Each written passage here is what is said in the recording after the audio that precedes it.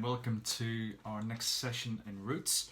This is session 11, and we're looking at John chapter 9 and the story of the man who was born blind.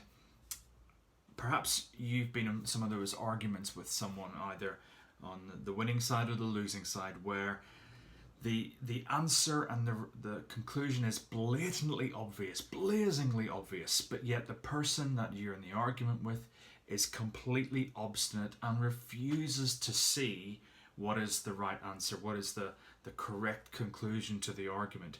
And they just simply don't want to accept it. They almost put their hands over their ears and say, I don't want to listen to it, this is just the way it is, and no discussion about it. And it's incredibly frustrating and almost funny at times, even at the most over the most significant of arguments, when it's so clear that a person is in the wrong but is just not facing up to it.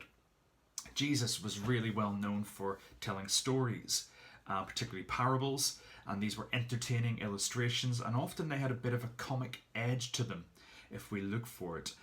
And we did a lot of that this morning at Skipton Baptist Church. We looked at the whole idea of Jesus and the ridiculous, the comic and the funny parts of Jesus' message. That was never whimsical, it was never just for the sake of it, but actually often hid a really deep truth. And John chapter 9 is like an entire living parable here. It's about blindness. It's about who can see, who can't see, and why. And whilst it is amazing and dramatic, it's a miracle story, there is something of the ridiculous, the comic, the almost farce-like nature to it. I don't know if you've ever seen any of those kind of British farce comedies where just extreme characters come in and say the most silly things.